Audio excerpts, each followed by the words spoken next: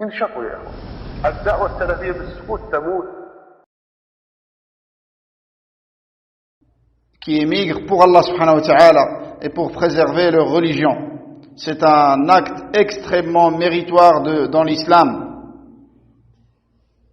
Et on a vu tout ce que les compagnons radiyallahu anhum ont subi dans cette voie, la voie de l'émigration. Et comment ils ont patienté par obéissance à Allah subhanahu wa ta'ala. Et le hijra, dans notre hijra, la chose la plus importante à préparer, c'est pas les moyens financiers. Certes, dans une hijra, tu as besoin d'acheter un billet d'avion, d'avoir un peu d'argent une fois que tu arrives dans le pays, surtout si c'est pas ton pays d'origine, où tu n'as personne pour louer, pour faire des choses. Donc tu auras besoin de moyens financiers. Mais les préparatifs les plus importantes, ce sont les préparatifs de foi. Tu as besoin d'une foi solide. C'est ça qui va t'aider par la grâce d'Allah Azza wa Jal dans ta hijra. Mais la hijra en elle-même, c'est une cause de richesse. Comme Allah Azza wa Jal l'a mentionné dans son livre. La hijra en elle-même, c'est une cause de richesse. Comme Allah subhanahu wa ta'ala dit dans Surat An-Nisa, وَمَنْ يُهَاجِرْ فِي سَبِيلِ اللَّهِ يجد في الأرض مراغما كثيرا وسعة ومن يخرج من بيته مهاجرا إلى الله ورسوله ثم يدركه الموت فقد وقع أجره على الله وكان الله غفورا رحيما. Donc dans le sens approximatif de ce verset, celui qui émigre pour la cause d'Allah trouvera sur terre maintes refuges et de vastes richesses. Donc vous voyez bien que le hijra, c'est une cause de richesse. Et il ne faut pas attendre de devenir riche pour faire le hijra. Et combien de frères qui ont fait le hijra en ayant des sommes extrêmement importantes, genre 50 000 euros, des choses comme ça, plus ou un peu moins. Et une fois qu'ils ont dépensé tout cet argent, ils sont repartis à nouveau dans des pays de kufr. Qu'Allah nous en préserve tous. Donc le hijra, avant tout, c'est une question de foi et de certitude. Et vous avez vu que les compagnons ont délaissé tous leurs biens. Il y en a même qui ont délaissé leur famille parce qu'ils n'ont pas pu les emmener avec eux. Et ça arrive à des frères et ça arrive dans les pays de kufr en général pour les sœurs. Malheureusement, on trouve que beaucoup de femmes souhaitent faire le hijra, mais à cause de la faiblesse de leur mari, ils restent dans des pays de kufr.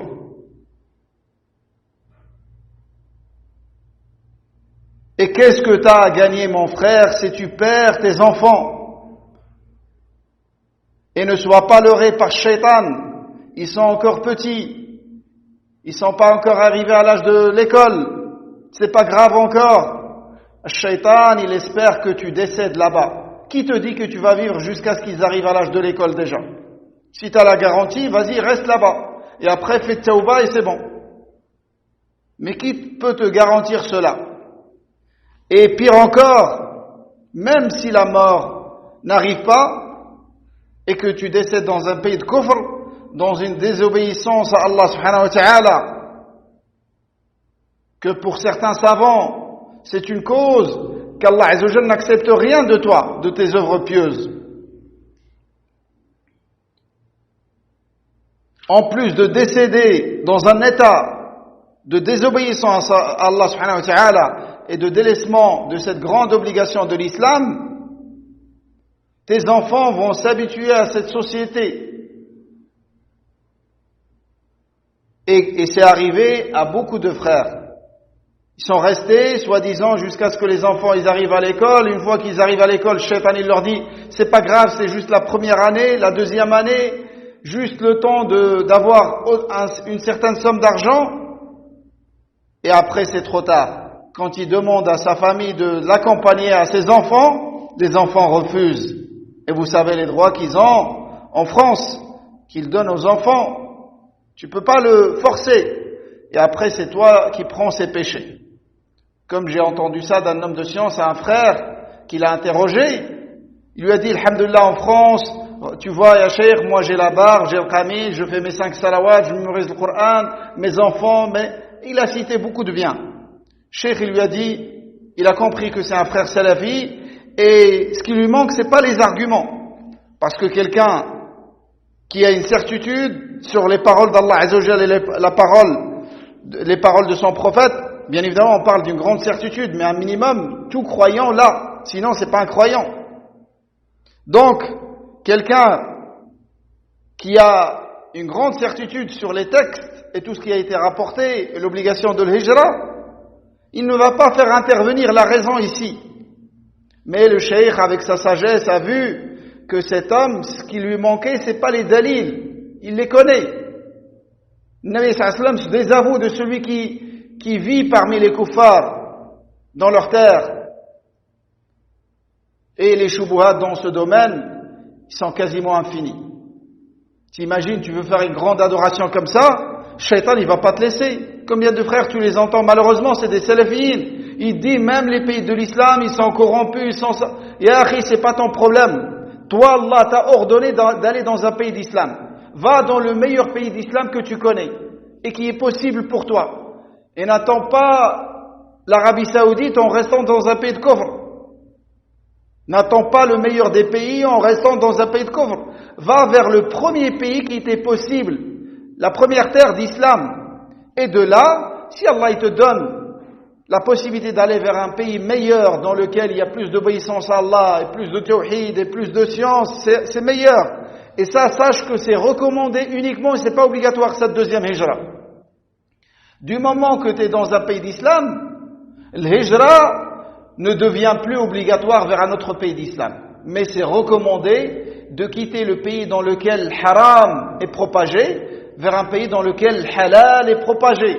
De quitter le pays dans lequel les péchés sont répandus vers un pays dans lequel l'obéissance est répandue. De quitter le pays dans lequel on insulte les salafs, tels que des pays de Rafida ou des Shia. Donc, comme il a dit l'imam Malik, la yahillu al-baqa'u fi ardin yusabbu fiha as-salaf. Il n'est pas autorisé de rester dans une terre dans laquelle on insulte les salafs. Ce qu'il veut dire par les salafs, c'est les compagnons radiyallahu anhum. Donc, je disais, le hijra, c'est une question de foi, et non pas d'argent et de moyens. Combien de frères ont fait le hijra, et Allah leur a facilité, alors qu'ils avaient très très peu de moyens. Et combien ne l'ont pas fait jusqu'à aujourd'hui. Et c'est des gens qui ont des projets, des entreprises, de l'argent. Mais après, c'est Allah qui permet cette ni'ma et ce bien à qui il veut. Et nous, on est tenus de faire les causes. Donc, ne sois pas leurré par Shaitan. Je reste. Et après, les enfants, ils sont habitués. Tu leur dis, venez dans tel pays d'islam. Ils te disent, va toi seul. Et nous, on va rester ici. Donc, je disais que ce que j'avais entendu de cet homme de science à ce frère, je finis cette histoire, il lui a dit, d'accord, tes enfants, mashallah, comme tu as décrit, toi, comme tu as décrit. Il lui a dit, est-ce que tu peux me garantir qu'après ta mort, tes enfants, ils vont rester comme tu dis? Il lui a dit, d'accord, ça, on va dire que tu vas leur donner une éducation, même si tout ça, c'est pas vrai. Mais supposons, les enfants de tes enfants, est-ce que tu peux me garantir qu'ils vont rester sur l'islam et sur la foi et l'attachement à l'islam? Et il lui a dit, et après les générations jusqu'à la fin des temps. Est-ce que tu peux me garantir ça? Il lui a dit, à chaque fois qu'il y a un qui s'égare, c'est toi qui prends ses péchés. Wa'iyadhu billah. T'es dans ta tombe et les péchés arrivent, des péchés comme les montagnes. Quelqu'un a apostasié. Et c'est toi la cause qui les a emmené dans cette terre de mécréance. Et si c'est pas toi la cause, t'es né là-bas, mais c'est ton père qui t'a ramené là-bas, alors allège ton père et fais le hijra, avec cette bonne intention également, d'alléger ton père.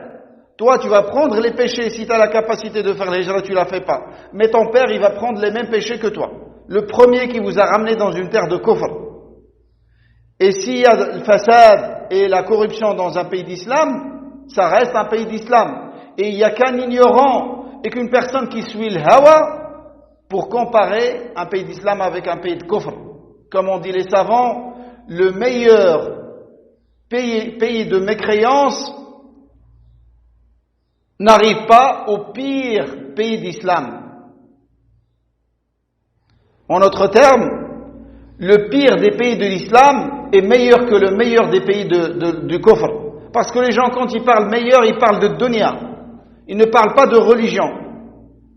Et quand ils parlent du pire pays d'islam, il est pire. Eux, ils visent d'abord dunya. Parce qu'il n'y a pas les moyens, il n'y a pas ça, il n'y a pas ça. Et la religion, c'est en second degré qu'elle est abordée. Donc, préserve ta foi, préserve ta famille, préserve tes enfants. Si tu perds tes enfants, qu'est-ce que tu as gagné? Qu'est-ce que tu as gagné dans cette dunya? Tu sors de cette dunya alors que tu as laissé derrière toi des enfants faibles dans leur religion, s'ils sont toujours sur l'islam. Et ça, c'est des phénomènes que personnellement j'ai constatés dans les pays de kufr. Comme j'avais affaire aux enfants en bas âge, dans les mosquées et autres, j'ai constaté ce phénomène que j'ai jamais vu dans les pays d'islam. C'est que des enfants en bas âge, ils ont des doutes au sujet de l'islam. Ils se posent des questions au sujet d'Allah que j'ai jamais entendues dans des pays d'islam. Donc c'est des ambiguïtés au niveau de la foi, au niveau d'Allah. C'est très grave. Tu les mets entre les mains de kuffars qui ont tout étudié, tout est calculé pour égarer tes enfants. Et tout est mis en place pour égarer tes enfants. Ils te disent, vos enfants, c'est vous qui les faites, mais ça vous appartient pas.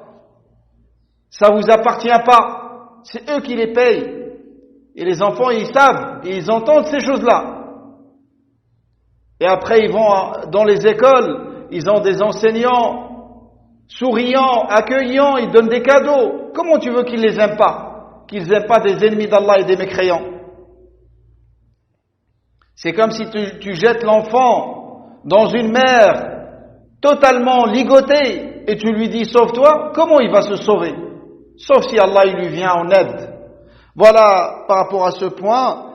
Donc le hijra, c'est très important mes frères, et c'est une des obligations fondamentales de l'islam. Et vous avez vu comment les Sahaba ils ont fait. Ils ont tout délaissé derrière eux pour préserver leur religion. Ne te préoccupe pas de rizq. Le rizq, Allah te l'a promis, te l'a garanti. Après le rizq, ça peut être un mouton grillé, ça peut être un bol de soupe. Mais en tout cas, tu vas pas mourir de faim. T'inquiète pas. Allah t'a garanti le rizq. Et c'est penser du mal d'Allah de croire que si tu lui obéis et tu fais le hijra et tu délaisses dunya derrière toi, il va pas te donner de quoi être capable de l'adorer. Allah, il peut t'éprouver pour montrer ta véracité et ta sincérité dans ton hijra. Et na'am, la plupart des gens, dans les premières années, dans les premiers mois, selon les cas, ils peuvent être éprouvés. Si le hijra, tout le monde arrive et il a une fortune du jour au lendemain, qui va pas faire le hijra? Le hijra, d'abord, tu l'as fait pour Allah, subhanahu wa ta'ala. Et c'est triste d'entendre qu'il y a des mécréants on va pas appeler ça le hijra, parce que le hijra c'est un terme religieux. C'est quand le croyant il quitte les terres de mécréance vers les terres d'islam. Mais ils délaissent leur pays d'origine, leur société occidentale, dans lesquelles il y a la richesse, tout ça, et ils vont vers des pays comme les nôtres, comme le Maroc et autres. Ils vont là-bas, et la cause, le mobile de leur hijra, c'est pas Allah subhanahu wa ta'ala, c'est le soleil. Même avec beaucoup moins de moyens, ils sont très heureux. Et ça, c'est des histoires que je connais personnellement. Ils disent qu'ils sont très heureux, et si seulement leur famille pouvait tous les rejoindre, ils sont sortis de la pression et du stress du quotidien qu'ils avaient en France ou autre. Et nous, on n'est pas capable de faire ça pour Allah subhanahu wa ta'ala. Qu'Allah nous le facilite et nous aide et nous raffermisse dans notre hijra et dans nos obéissances et dans notre religion.